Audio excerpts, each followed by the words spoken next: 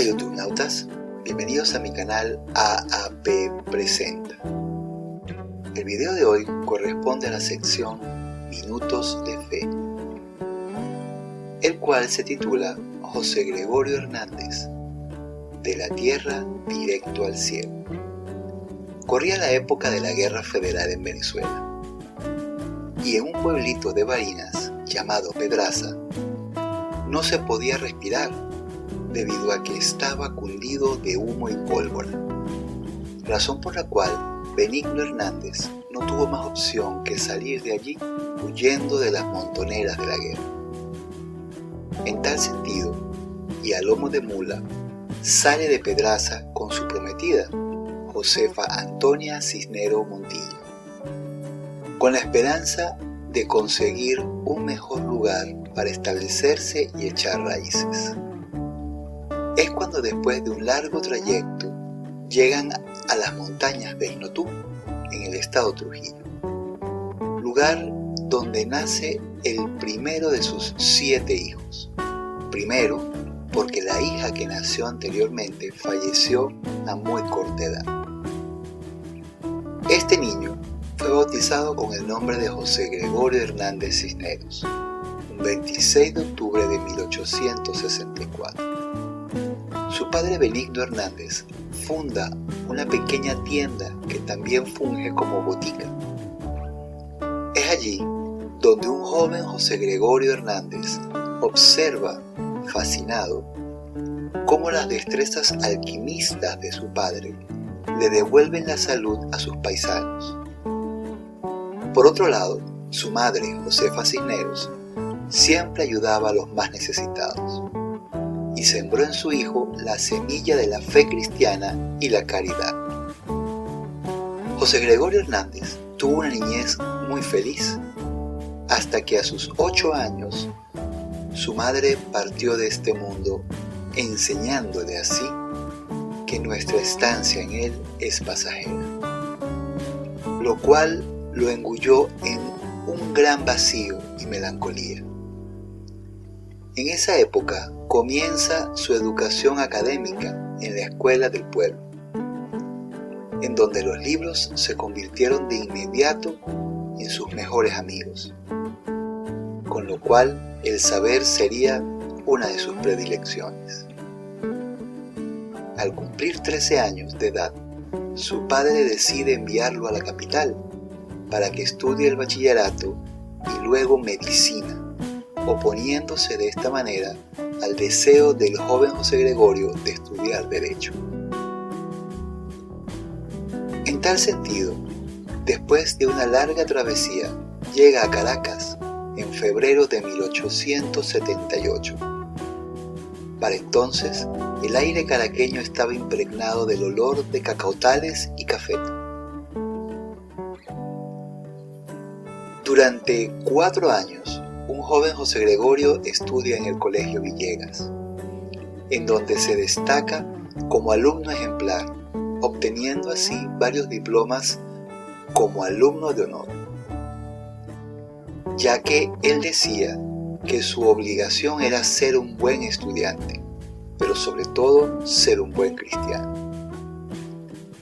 En este colegio comienza el estudio de piano, ya que siempre se sintió atraído por la música, siendo esta una de sus facetas más destacadas. En su época de bachiller, José Gregorio Hernández era un joven de juicio sereno y prudente en su forma de actuar, con limpieza de costumbres y con dominio de sí mismo. A los 18 años comienza la universidad y se denota como una persona coherente con la vivencia de su fe, y se distingue por su dedicación al estudio y su perfecta puntualidad. En conclusión, era un buen estudiante y hacía de todo. En estos años de universidad logró cosechar grandes amistades y entrañables afectos que eran correspondidos. Era un joven de carácter reflexivo y de meditación jovial y sociable. También fue elegante en el vestir y aunque carecía de recursos, y gracias a un amigo suyo que era sastre y que le prestaba a algunos patrones, él mismo confeccionaba sus propios trajes. El 29 de junio de 1888, en plena solemnidad de los apóstoles San Pedro y San Pablo, José Gregorio recibe su título de doctor en medicina tras presentar una tesis novedosa sobre las bacterias, la cual llama la atención del doctor Calixto González, quien formaba parte del gobierno de Andueza Palacio, presidente de Venezuela para entonces, proponiéndolo para que fuese a estudiar becado a Francia, ya que en ese entonces el doctor Andueza Palacios había hecho un decreto para la formación de lo que hoy se conoce como el Hospital Vargas, ya que dicho hospital necesitaba ser equipado no solamente con equipos médicos, valga la redundancia, sino con personal calificado, y Francia estaba en la cumbre de los conocimientos en el ámbito de medicina. En Francia estudia osteología, patología, bacteriología y embriología, rodeado de las eminencias de la época, siendo uno de ellos hasta premio Nobel. Cabe destacar que desde que llegó a París se dedicó a estudiar sin distraerse en las costumbres liberales de la sociedad moderna, como lo era el país de aquellos tiempos, ya que José Gregorio logró la práctica de la virtud y sobre todo de la castidad a base del dominio de sí. Por supuesto, ayudado siempre por la oración y la gracia de Dios, en la cual vivía inmerso, ya que no había un día en que no elevara su corazón a Dios. Un amigo suyo dijo que José Gregorio nunca falló un domingo a misa y que incluso iba también los días ordinarios, y siempre con su misal en la mano, con la finalidad de entender mejor el latín. Comentó también este amigo que en su biblioteca escolar tenía un ejemplar de la Biblia y uno de la vida de los santos clásicos, así como también un tratado de espiritualidad.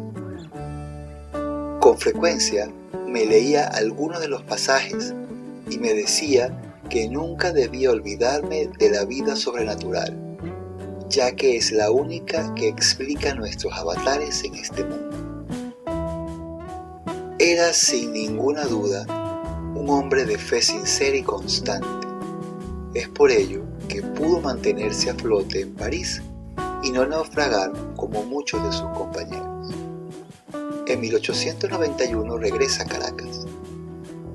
Para entonces, el presidente Andueza Palacios ya había instalado en el edificio de la Universidad Central de Venezuela el Laboratorio de Fisiología Experimental y Bacteriología, el cual iba a utilizar el doctor José Gregorio Hernández como director. Así es como José Gregorio, con 27 años, comienza su etapa como profesor universitario. En 1893 se celebra en Washington el primer Congreso Médico Panamericano, en el cual asiste, por supuesto y sin lugar a duda, por representación de Venezuela, nuestro José Gregorio Hernández, presentando un trabajo muy original sobre los glóbulos rojos en diferentes latitudes, el cual fue el fruto de su trabajo en el laboratorio y clases en la universidad. Vocación religiosa de José Gregorio Hernández. José Gregorio Hernández siempre tuvo la necesidad de servir a Dios de un modo más completo e intenso. Es por ello que bajo el impulso de la gracia decidió retirarse del mundo para seguir los consejos evangélicos de forma severa. Por esta razón, trató de ingresar en un par de oportunidades en un monasterio, siendo la última de ellas en Italia, con la finalidad de hacerse sacerdote. Pero el clima hizo que se enfermara y por tal razón el director del monasterio le recomendó que volviese a Caracas diciéndole que Dios quería que le sirviera curando a los enfermos. En la solemnidad de San Pedro y San Pablo, cuando cumplía el 31º aniversario de su doctorado, se veía radiante de alegría.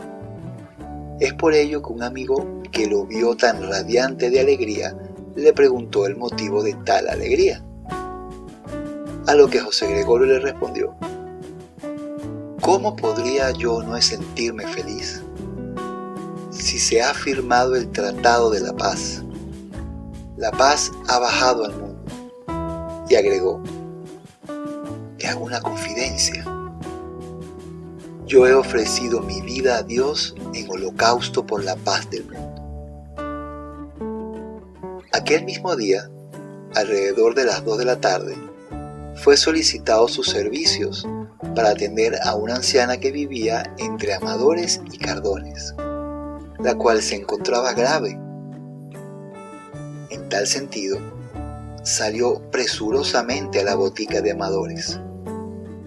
Al salir de la botica, el tranvía se aprestaba a detenerse frente a ella, ya que había allí una parada, por lo cual José Gregorio apresuró el paso para pasar por delante del tranvía y no se dio cuenta que un automóvil pasaba por la parte de atrás, golpeándolo y expulsándolo varios metros, y al caer se golpeó con el filo de la acera, fracturándose el cráneo. Cuenta un testigo que cuando el automóvil lo golpea, su expresión fue: ¡Virgen Santísima!